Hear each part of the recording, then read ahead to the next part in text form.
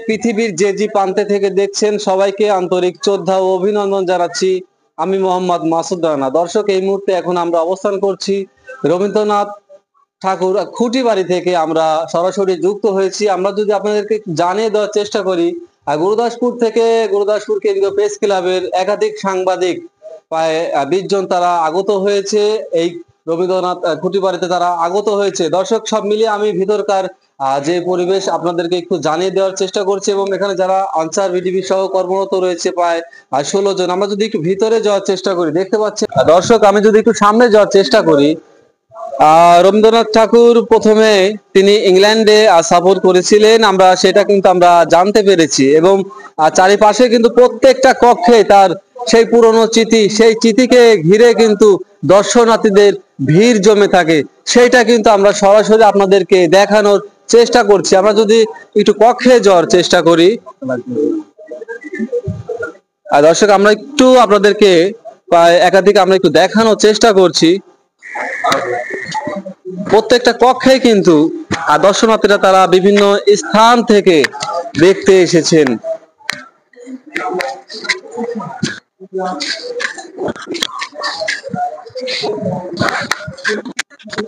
দর্শক, আমি যদি একটু সামনের কক্ষে যাওয়ার চেষ্টা করি, আজকের যে লাইভে আমরা যুক্ত হয়েছি,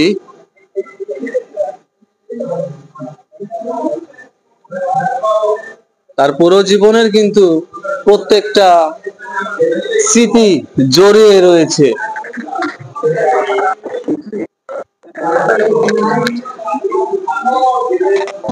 আমরা যদি একটু সামনে একটু কথা বলার চেষ্টা করবো, আমি আমার 14 জন বড় ভাই,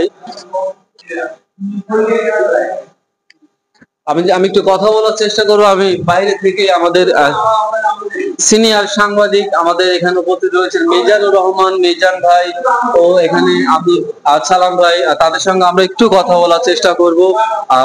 সব মিলিয়ে আপনাকে প্রথমত অনেক অনেক ধন্যবাদ ও কৃতজ্ঞতা জানাচ্ছি। মিজান ভাই, কেমন আছেন? ধন্যবাদ আপনাকে। আমি আচ্ছা, অবশ্যই আমি কিছু বলবো।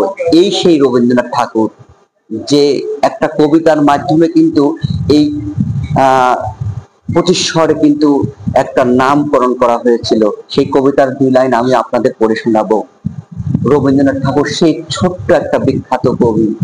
ছোট নদী, আমাদের ছোট নদী চলে বাঁকে বাঁকে, বৈশাখ মাসে তার হাঁটু জল থাকে, পার হয়ে যায় গরু, পার হয় গাড়ি, 2 ধার উঁচু তার, ঢালু তার পাড়ি, চিক চিক করে বালি, কোথা নাই কাদা, এক ধারে কাশবন ফুলে ফুলে সাদা, কিচিবিচি করে সেটা শালিকের ঝাঁক, রাতে ওঠে থেকে থেকে শিয়ালের আগ, তার পারে আমবন তালবন চলে, গায়ের বামন পাড়া তারই ছায়া তলে, তীরে তীরে ছেলে মেয়ে নাইবার কালে, গামছায় জল ভরি গায়ে তা ঢালে। এই সেই কবিতা, যে কবিতা কিন্তু এইখানে রবীন্দ্রনাথ ঠাকুর কিন্তু রচনা করেছিলেন। রবীন্দ্রনাথ ঠাকুরের কিন্তু অনেক দৃশ্যাবলী স্থান যেগুলো ব্যবহার করতেন, এবং যেগুলো তিনি এখানে এসে ব্যবহার করতেন, সেই ব্যবহৃত স্থানগুলো আমরা পরিদর্শন করলাম।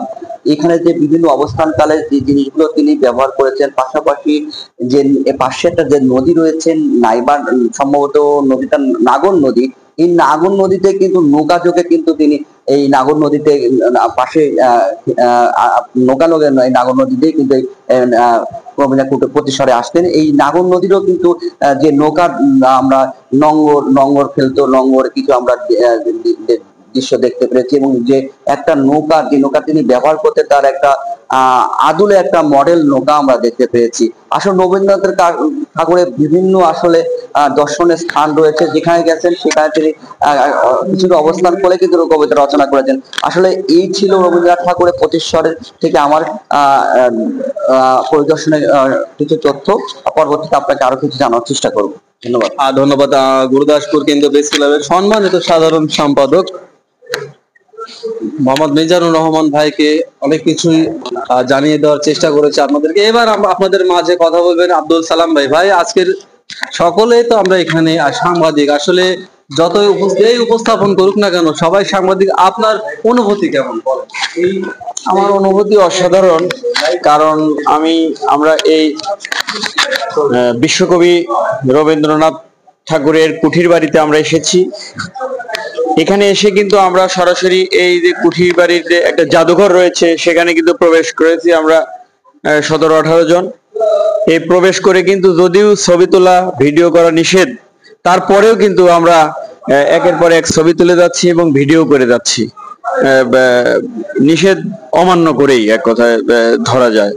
তো যাই হোক, সব মিলে আজকের যে এই ভ্রমণ সফল এবং সুন্দর।